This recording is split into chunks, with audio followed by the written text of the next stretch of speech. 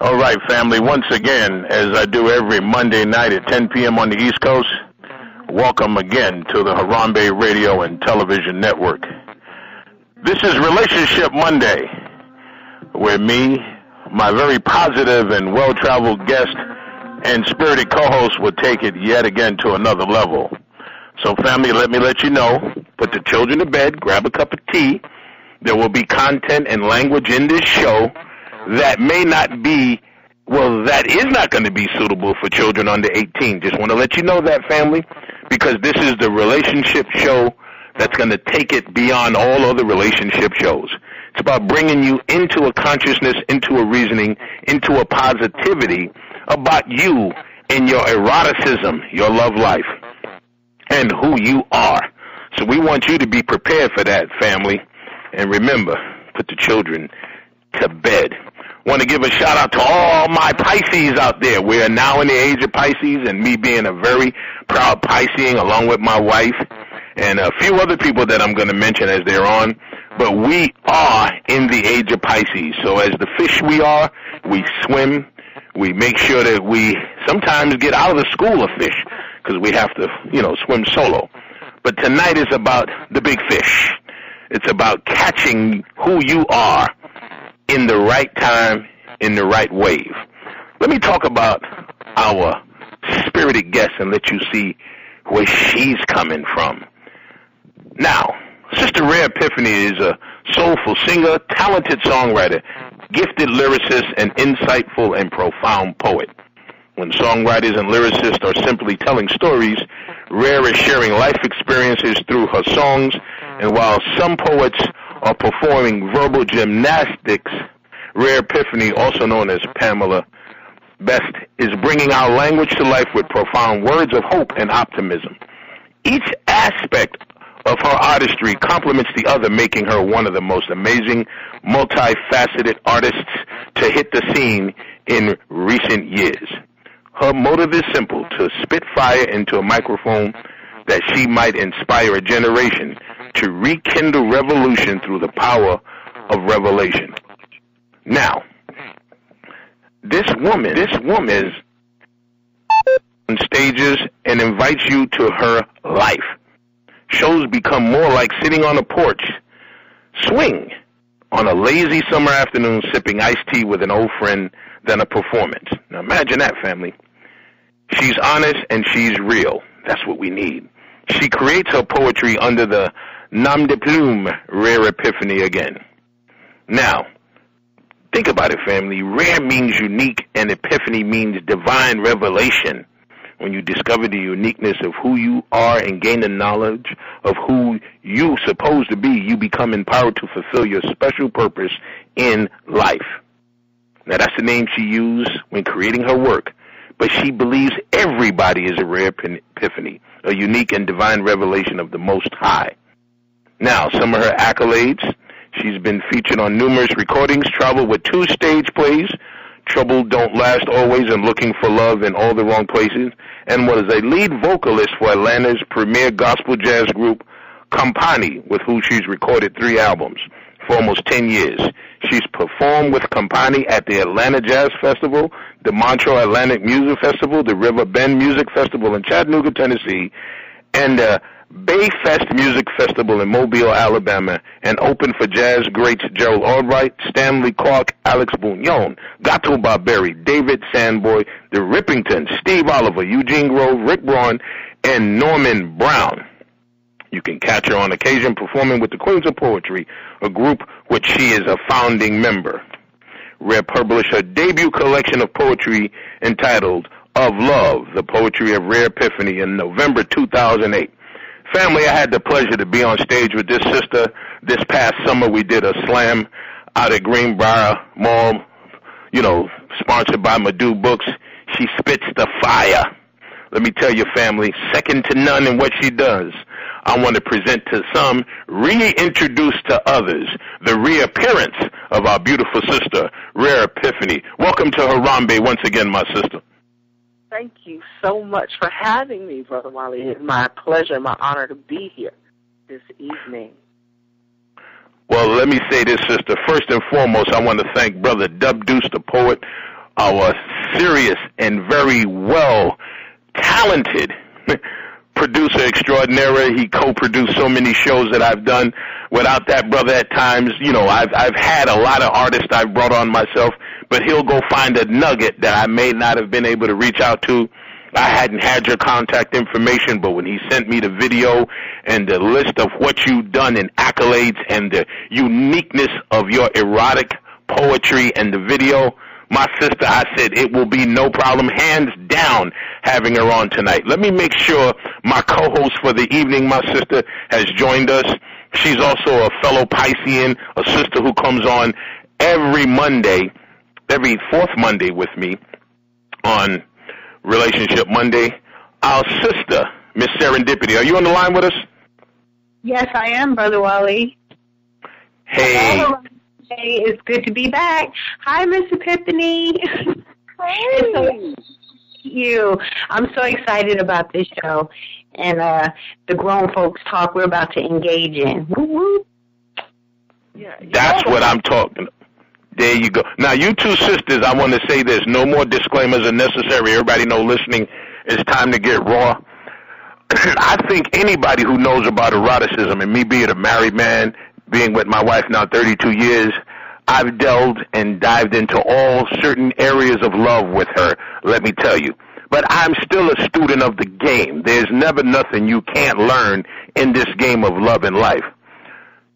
Sister Rare, let the family know, A, what brought you to this epiphany, so to speak, of bringing this out to people to be able to talk about their eroticism and their sexuality, even sometimes the freaky, without feeling shame or nasty that they're expressing themselves, especially from a female point of view.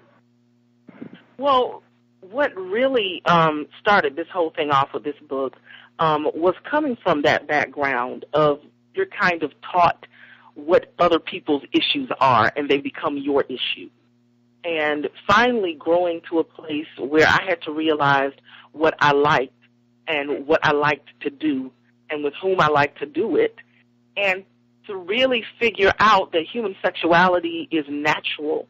It's something that happens naturally, and that anything that happens between two consenting adults who really care about each other and care about the art of pleasure and the art of eroticism, there's no shame in that. We've been shamed about our bodies.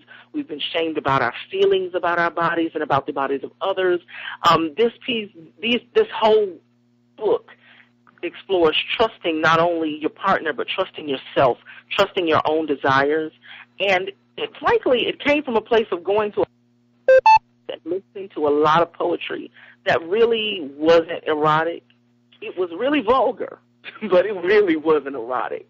And it didn't really describe what the sexual experience was for me or for women that I knew, because, we sit and we talk. And this was kind of a great big hodgepodge of really delving into how we felt about the art of pleasure and how we felt about how other people view us and how other people speak of us, and not really taking the chance to learn how we speak about ourselves.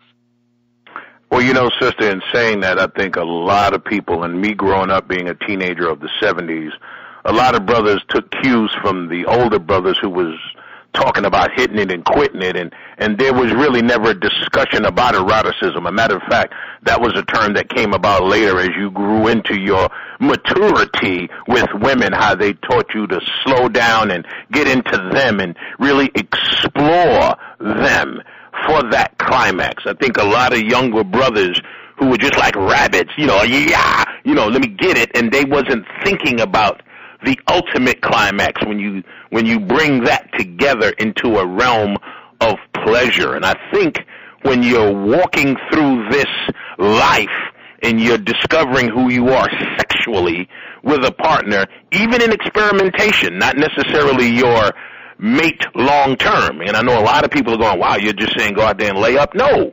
As you're exploring yourself and you choose to bring somebody in that world, you have to be willing to be open with them if you want to engage in a heightened area of sexuality and pleasure. Now, Miss Serendipity, you and I have had shows where we've talked in some details about what has happened to people and where they've gone in their own pleasure, fantasy, or otherwise.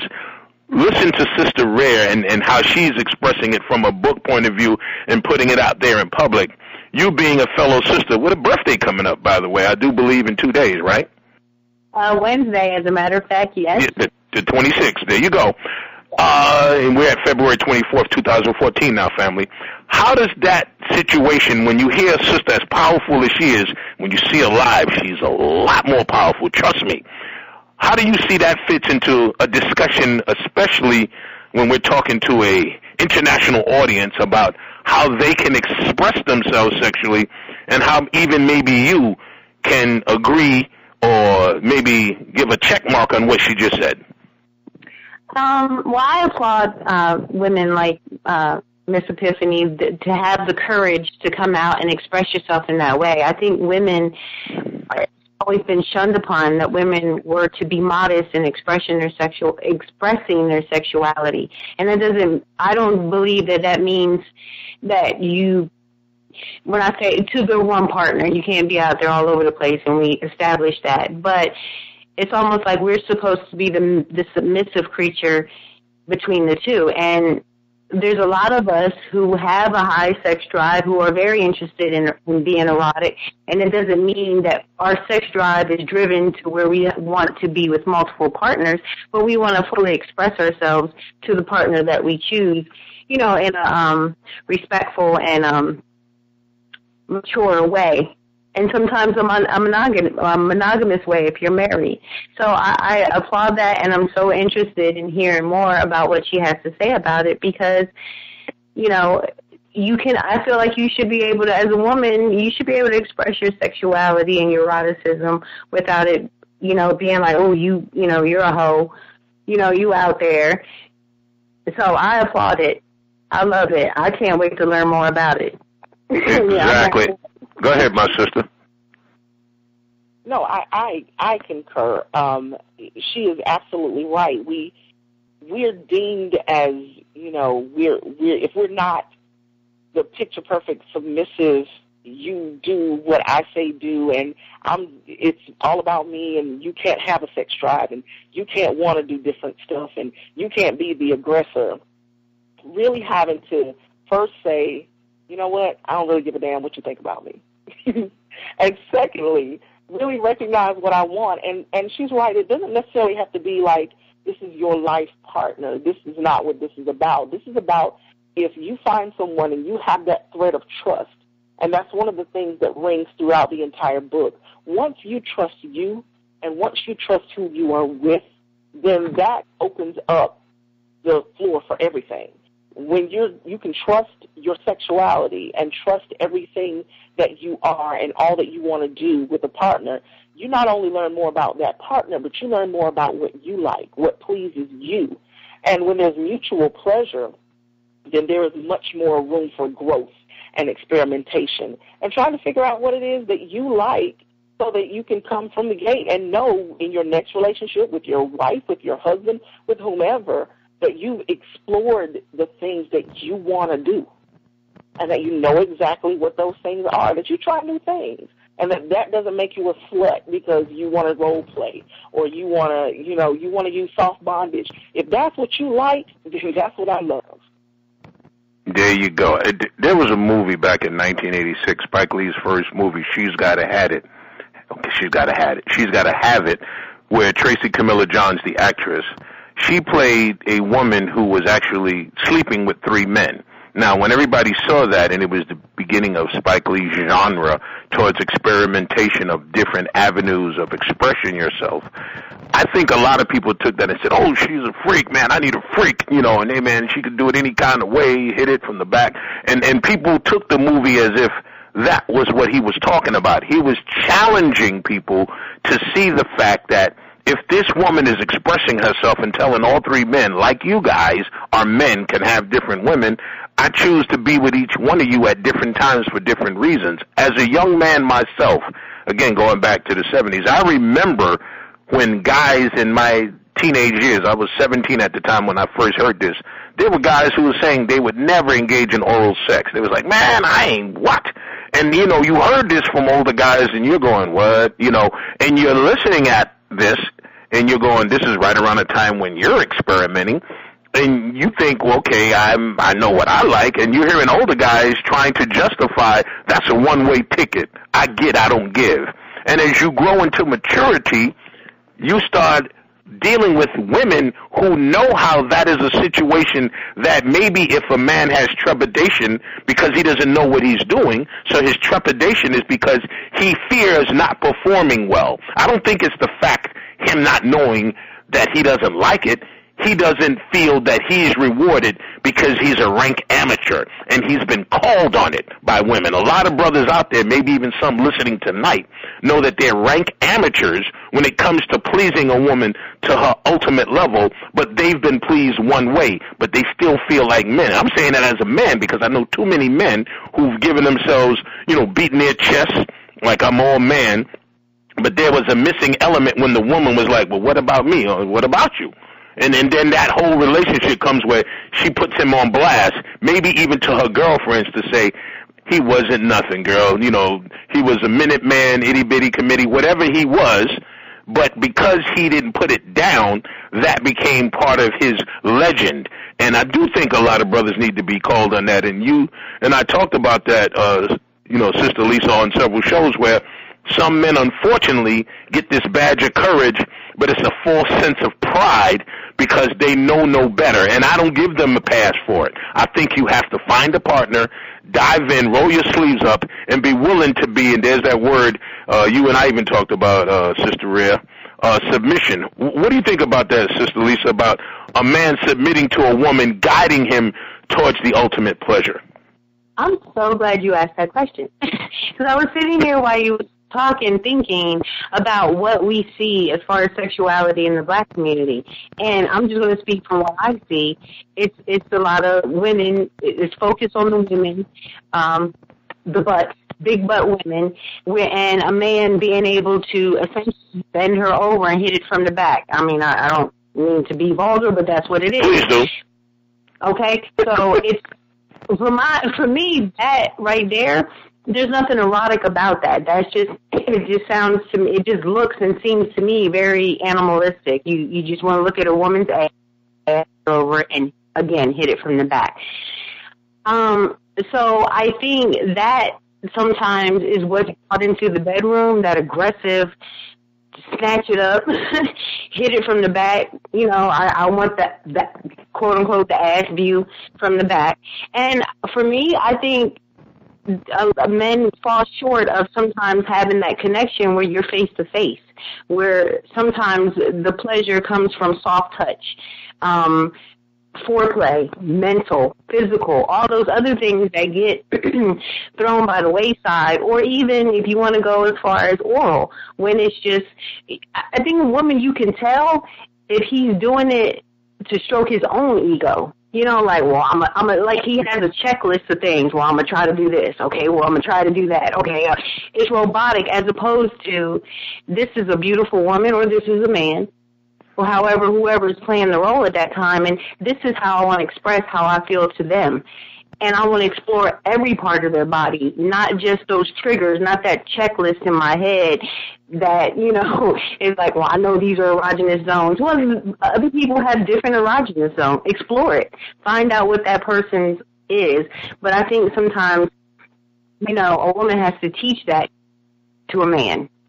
And he has to be willing to lower his ego and lay back and let her please him. I know, you know, I've dated a man in the past that was very bent on, you know, I used to say, you come in like you clocking in, like you about to do work, like relax.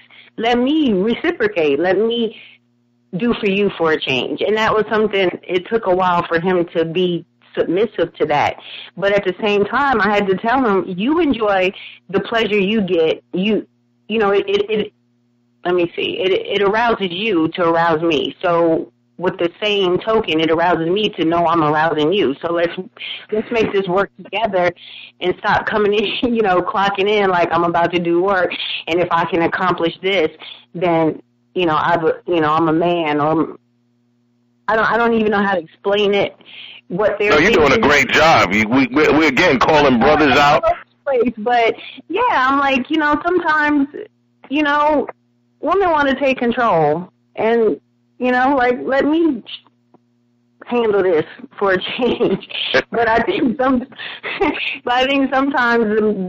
that mentality of what they see is the man, the woman just stands there and whatever you want to do, that's fine. She doesn't have a say-so. She doesn't have a desire. She don't, apparently she don't want to tie him up and gag him and, again, handle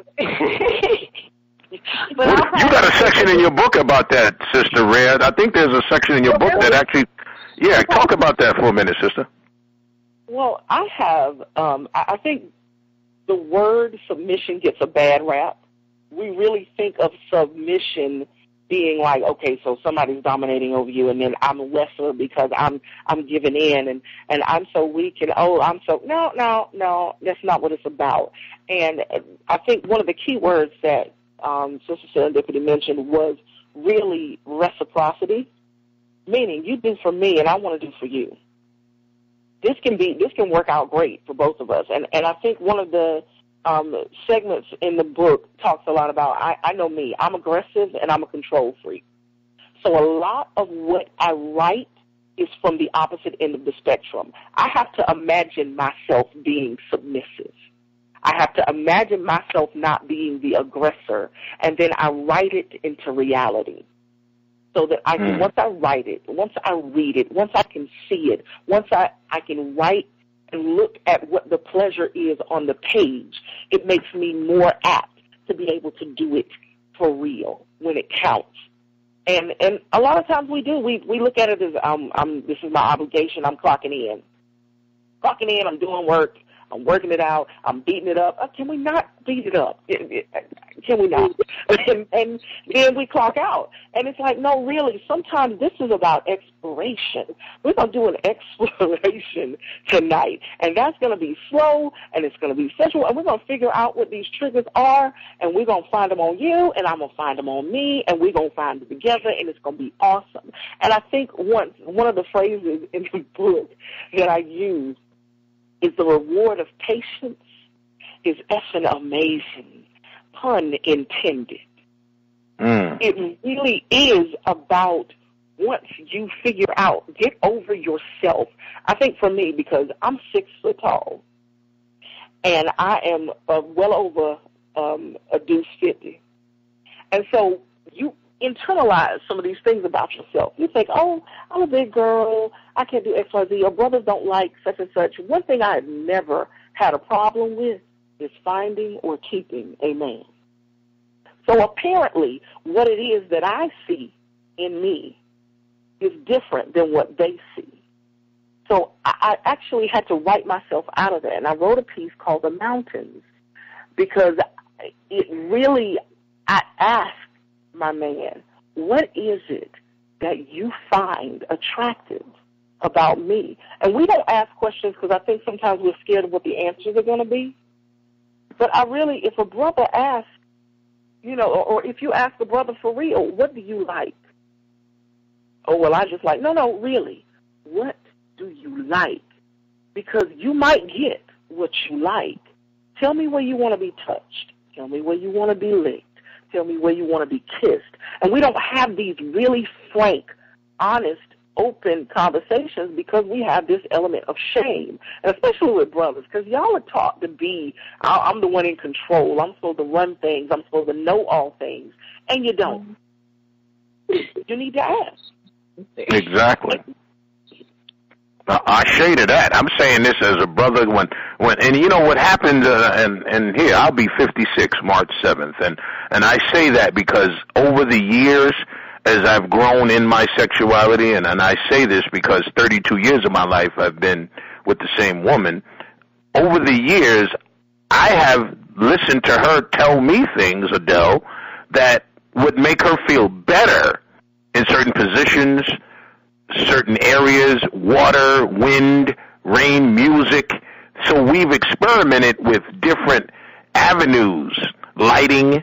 So when you have someone that's willing to talk to you, and I've reciprocated and telling her, listen, why don't we do this? And when you role play with someone you trust, that shame, that, am I too freaky? What am I doing? Why am I coming in, the robber? I don't know how many people play the robber game or the, let me hide behind in the closet and simulate a rape scene or whatever. People, did you do that? Well, listen, what I'm saying is when you play or you make someone laugh. I remember that Adele told me one time, oh, by the way, when she hears the recording, she's giving me permission to say this. She's told me sometime, you got to have a sense of humor. Because I was serious. She knows I'm about the community, the militancy, the whole black man thing. But she says sometimes have a sense of humor, even before the bedroom. Just sometimes relax, because I'm a very serious brother when it comes to our people and getting to the next level mentally, health, wealth, knowledge of self. Saying that, sexually, she loves the funny side of me when she met me when I was 24. She said that we used to stay up at night and laugh till like 2, 3 in the morning. I was a comedian. She loved me making her laugh. So that part of me, she says, I still love that. You make me laugh almost to orgasm. And I'm being quaint here. She basically said, there's times you almost made me pee on myself. But that turned her on. And I realized that. I said, wow, I'm making her almost come laughing. Now that's unique. So I'm saying if me as a brother can recognize what you two sisters are saying, I would hope any brother out there or anybody out there who needs sexual elevation will be able to say, you know what, maybe my dominant spirit, my aggressiveness, my machismo, I don't know it all. So I got to listen to this sister, read her book, maybe watch a video, not a porno flick. Because I think porno has taken a lot of brothers into that area. And you and I have talked about this, Sister Lisa. We know a brother who even came on the show about 2 or 3 months ago and said, yeah, you were talking about me. Remember when he came on and he said, yeah, I have a problem with porn. I think porn takes the eroticism out of eroticism because it's quick, fast, money shot, and it's over. And women are walking around with pearl necklaces on, and that's not always a cool thing. Porn does play a pretty nasty part, and I'm not talking about erotic film. I'm talking about porno. How do you see that, Sister Lisa, based on our discussion, where some men fall short, literally, in the ultimate pleasure? Well, I'll just reiterate what I said earlier when we had that gentleman on the show before, was that I think it taints their idea of what sex can be. I mean, obviously men are going to look at pornography, and if you're looking at it, I want to say, I guess they should look at, I don't know, I guess they should look at it objectively, but I was married in my first marriage to a man who was really heavy into pornography, and I didn't know it at the time, but then when I found his quote-unquote stash, I could see where the disconnect was in our relationship. But of course, this was the first man I had lost, I lost my virginity to him, so I didn't have anything to measure it up against. But as I've grown older, and more mature, and I've had other relationships, I just feel like it just taints it, because that's what they see. Those are the angles, and they don't realize, well, those are certain positions because it's optimal for you to be able to see what's going on. But what you don't understand is, number one, I feel the sex begins in the head. The attraction begins in the head. So just walking into a situation and you just start going at it, there's nothing enjoyable to me about that. I don't know, I'm a mind, everything starts in the head with me. So they don't get that. They feel like, well, if she reacted that way on the porn, if I do what he did, then you're gonna respond the way she did. And sometimes you have to be like, no, that don't work. First of all, it's just like anything you see on TV. It's staged. It's not always real. I don't even know if they're even, able to, ejaculate the way that they do. It just seems like I've never encountered some of those things that I've seen. But my point is, you have to look at that objectively. It serves a purpose. But when you have a live body before you, someone that you should care about, you should take the time to be, I don't know, it's kind of to me like a canvas. You meet this person, you're like, ooh, it should be exciting. Like, if you like them, then it's like, oh, I can't wait to uncover all the goodies and find out all the different things that makes them smile. And then when you're tuned into that. So when you do something and you get a reaction, then it's noted, and then you want to do it again, and then you just keep a record of these things. But I think with pornography, it's just, I guess it serves a purpose, and I think men should keep that in perspective, and I think they should keep it to a minimum. You're exactly right, and I would hope people who are listening tonight take it up. And Sister Rare, on that same note, because your eroticism / separate from pornography will get some brothers confused. Eroticism, some people turn into porn because, oh, what, you gonna lick me there? Yeah, and they go for the ultimate, and they don't slow up and go, no, she's exploring. Can you express this, just as Sister Lisa did in her own way, that difference between the eroticism and the porn genre? Well, I think the porn is, I look at it as, the same as you do, like toys. It's a tool. It's a piece in the arsenal. But I think the big difference between eroticism is a lot of it is exactly what she said. I think for me, sex is 90% mental. If you get into a woman's head or get into a dude's head, it's that text in the middle of the day, it's that little email, it's the little conversation on the phone, it's that anticipation, it's the build-up. And you don't get that with porn. This is the cable guy shows up at the house, then all of a sudden they're screwing. It's not realistic in that way. You have to use it for what it is. It's a tool. You can learn some stuff and be like, if I'm watching porn, which, I watch porn with my man, and it's like, okay, well, we're going to have to try that. That looks interesting. I think we can try that. Same as going to strip clubs. I go to strip club. She can do a lap dance all day long. I'm going to be the beneficiary of that when we leave. So we good. Really, eroticism is about really the anticipation, the build-up, the subtlety. You're going to get to that. It's about the journey. And so a lot of this that we need to deal with is that it doesn't have to be open the door, get into bed, get out of the bed, close the door.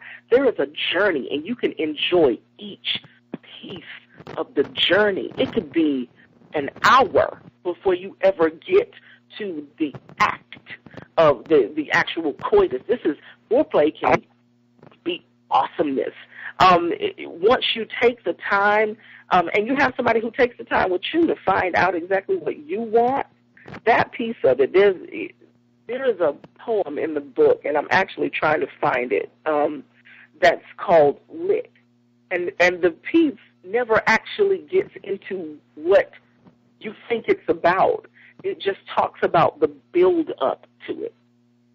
So it's really like you watch me, read the story unfolding behind my eyes, take note of every twitch of my jaw, quiver of my lips, studying diligently every subtle nuance of my flesh, my breathing, my voice. Your touch responds to my call, slowly, gently playing me like maestro on piano. You quicken when my body beckons, then mastering me, you take control of my rhythm, directing, guiding, soliciting the look, the sound, movement you want, coaxing me to the brink, teetering on the edge till I beg, but you don't let me fall yet. You watch me, the masterpiece before you, a living, breathing portrait of passion. Then you push me over into ecstasy, spread my thighs, sigh, and then lit. And the piece ends at the beginning, but it's about that journey of traveling to the beginning. It's all about getting there. And I think a lot of times when people are really deeply into porn, there is so much of that foreplay, so much of the emotion, so much of the connection, so much of the anticipation and build-up that's missing from that they think it's automatic. No, I don't turn on and off like the radio. So something has to get me ready and primed for that. Make me want you. Then you don't have to convince me. If I want you, when you come in the door, I'm walking to the door to meet you. Now that's very erotic, because I've had that happen, and I'm being not boastful here, not to impress, but to impress upon brothers. When you get that, stop labeling the sister as a freak. As a matter of fact, I think your book sales just went up on that poetry, my sister, and probably some people checked out to go lick. But I think what happens is people don't recognize, not my mindset, when one partner is being aggressive, especially when women are waiting for their men seductively, and he comes home from work.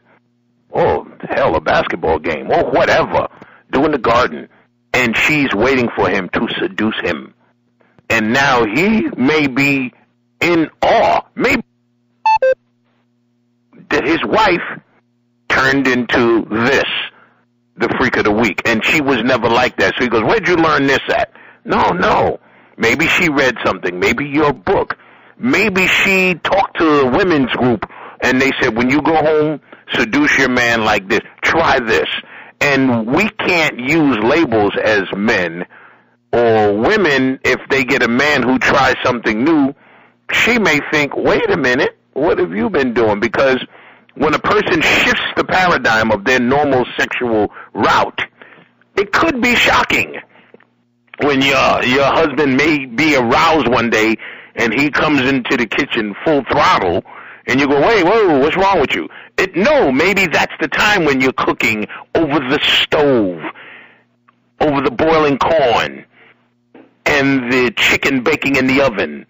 That's when I want to approach you, introduce you right here in the kitchen, and have you that way. I think when people look at exploring how their eroticism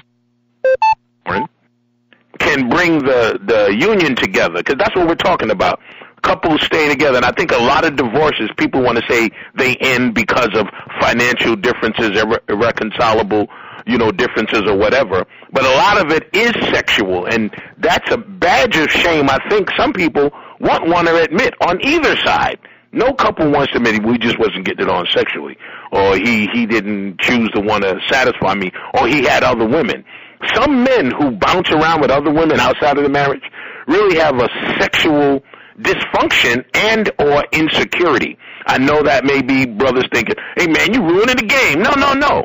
Think about why, if you have a beautiful wife at home, a woman that pleases you, that will do almost any and everything for you, but you got to get that other notch on your belt. What's the situation? What is really going on where you really can't say, you know what?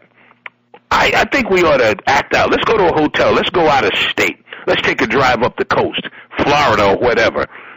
Let's go on the beach, then finish that and just come in and get naked. Whatever.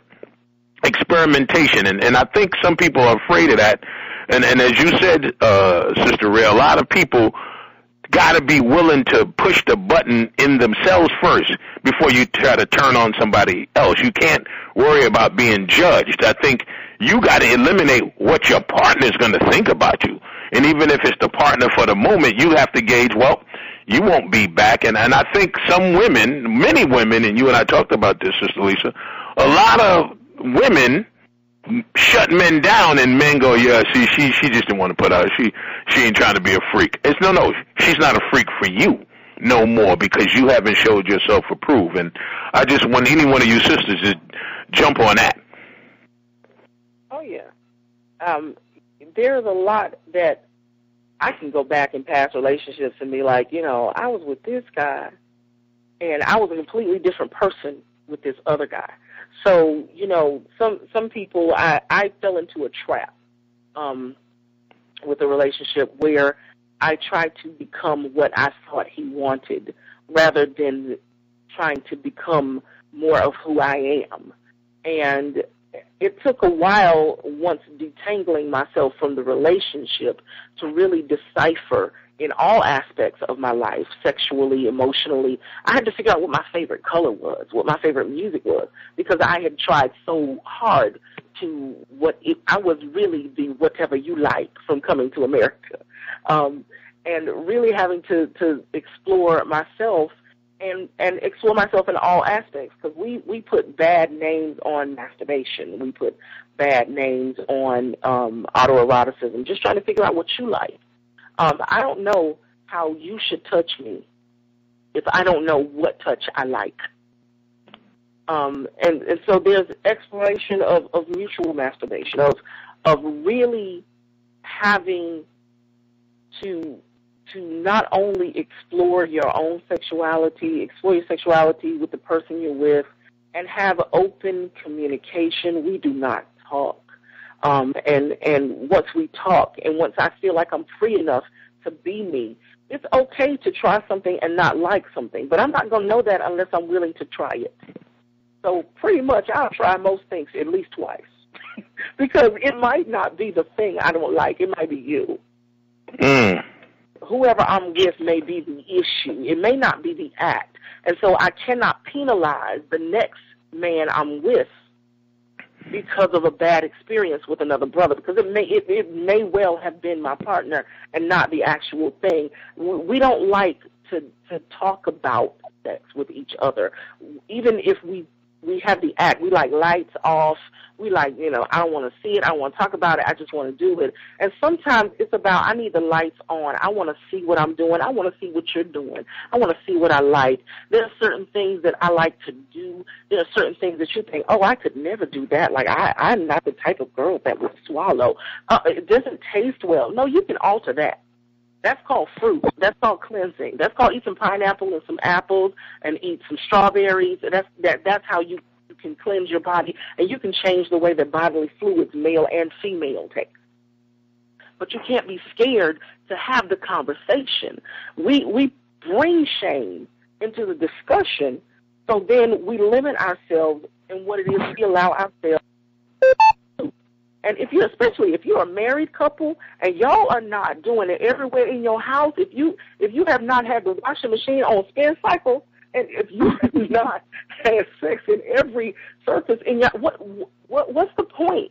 If you're going to have these inhibitions that don't help, they hinder, to be open and honest with the person you're with, then what are you with them for? So the whole aim of Soul Kisses, which is the book, is really about exploring eroticism, exploring and trusting yourself, knowing what it is you like, and just really great poetry and really beautiful acts. Stuff that we deem as shameful can be awesome and beautiful. And once you read the book, go out with your husband, go buy a few wigs, be a few different people. It's okay. I'm a blonde sometimes. Sometimes I feel like a redhead. Maybe today I feel like braids. I might wear my afro next week, or I might be a brunette. You want to jump on that, sister, Miss Serendipity? Because I know, you and I have talked about that, but I like where she went with that, and I think more people, male and female, need to hear how sisters are saying, change up the game. Yeah, I'm just loving, again, hearing her say those things, and some of the things she mentioned, I'm over here, like, shaking my head, like, yes, yes, yes. I love the whole idea of role play, and I like the idea, and I think you mentioned earlier, Sister Rare, that you were somewhat of a control freak. I'm the same way. So to be submissive to a man, sometimes I like that aggressive. You know what I'm saying, of a situation, but then sometimes you get the man, either you want to take too much control or he's too passive, but all those things, and I think it goes back to what she said about being comfortable. Once you find someone and you're comfortable and you trust them, then what are you holding back for? You know what I mean? That's an adult playground. Explore each other's bodies wherever you want, whenever it comes up. I'm not the chick that uses sex as a tool to say, well, you piss me off and now I'm going to cut it off from you. I don't believe in that. And I think we need to get that out to other women. That's not Nookie punishment. No. Like that. We can go ahead and we'll squash what we got to squash on the side. But as far as that, because that's my sexual That's my sex drive you're talking about. So you're not about to piss me off to the point I'm not going to be, driven. We may need to handle something, but you get my point. So, I mean, I love it. I love all those things. And these are things when she was talking about it, I'm like, yeah, okay. So it's good to know I'm not the only one who thinks in that direction. And, I've been called a freak before, and I'm like, don't get it twisted. I don't know what your definition of a freak is, but one person, and I'm satisfied. If I'm with one person, that's it. I'm not interested in, and that's just me, not to, whatever. But that's who I'm interested in, and that's why I screen them very carefully, because I know where I want to go with them once we get to that point. So, yeah, I applaud it. I love it. Hey, touche, ashe on that one. Hey, who could argue that question? And on that note, what I want people to know, Soul Kisses is something that's going to help people develop themselves. I want you to take a few minutes out, Sister Rare, and let family know how they can get your book, where you're appearing, how they could reach out to you, even for some consultation. I mean, you could talk about how you do that, if you do it. And I think some people would love to say, hey, I don't know if you charge a fee for this, but I got a question, and I think it could maybe bring them out of some dark closet they're in of hiding from who they are. Oh, yeah, definitely. Well, Soul Kisses is the new book, The Exploration of Erotic Poetry. It is available on lulu.com. That's LULU.com/RareEpiphany. And I didn't spell it funky. It's just one word, Rare, R-A-R-E, Epiphany, E-P-I-P-H-A-N-Y. So if you go to lulu.com/RareEpiphany, you'll see both my books there. You'll see the Book of Love, The Poetry of Rare Epiphany, which was my first book. And then you'll see the new book, Soul Kisses. And Soul Kisses is available in hard copy. You can do a PDF download ebook. You can also download it onto your Nook. And you can reach me at rareepiphany@gmail.com. And that's my email address. That's where I can, if they want to chat with me about some stuff from the book, they can feel free to holler at me there. You can also, I have a page on Facebook. It's Rare Epiphany, and that's my music page on Facebook. Reverb Nation. I am on Reverb Nation as Rare Epiphany, also on sonicbids.com. You can check out my electronic press kit there. But definitely, I love to have those open and honest discussions. I have them with my sisters, and I have the rare pleasure of really having a lot of male friends that I can bounce things off of, which is why some of the perspectives are a little different in this book, because I ask questions. This wasn't just willy-nilly writing some poetry. I really talked to some sisters and really had some heart-to-hearts and some frank conversations with some good male friends about sexuality and about their expectations and what they see, and then compared how that differs from what we think men think. Sometimes it's really about, you got to ask the question, because there were some really, perspectives that men gave me, and I'm like, wow, women have no idea that you think that. Or, wow, men have no idea what we really think about that. So definitely, they can reach out to me, Rare Epiphany, wherever I am, Facebook, Reverb Nation, Sonic Bids, and Lulu.com. And I think you may have gotten a few more fans to your page and some that will buy the book. I encourage it. I happen to get some excerpts from what Dub sent me, and I just think it's a beautiful thing.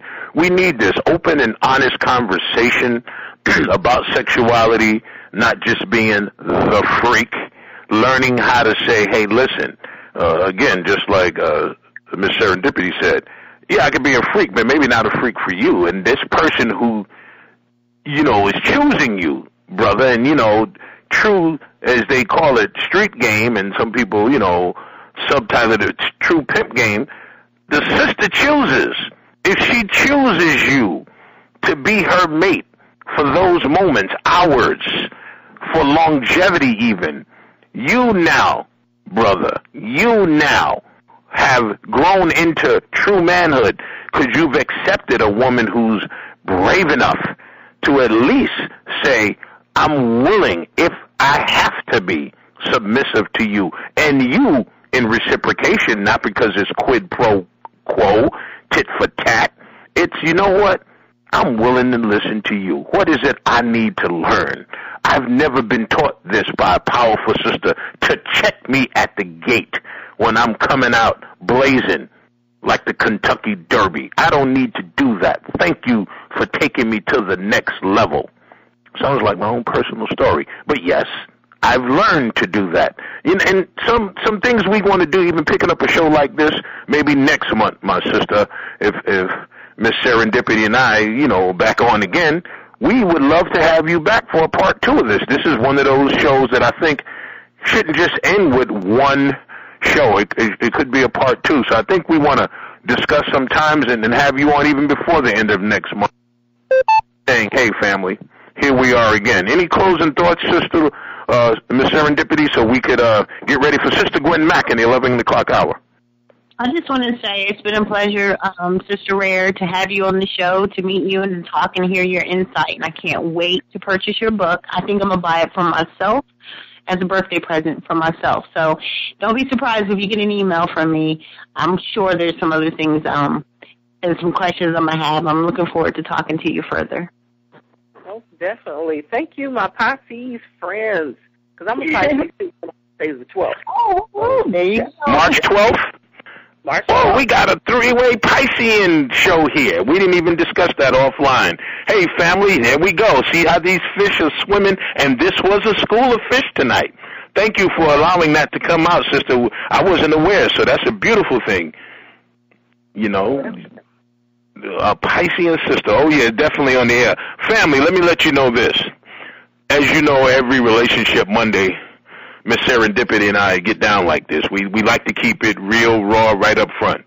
RareEpiphany, not because she's just on the line, is somebody that we welcome again as family. This is not her first time on the show, definitely not her last. I want you to definitely visit this sister's site, get her book, give her a chat if you have to. If you're somewhere seeking some type of closure to your own sexuality, well, maybe she can help you. I know I've tried to do my best in bringing levels of consciousness in relationships to this, but it doesn't always work just from a male perspective. We need a powerful sister, and I thank you again, Sister Rare, for that, and Miss Serendipity, you know how I feel about you. You sisters are very powerful, and I know the community needs more of you. Thank you so much for having me.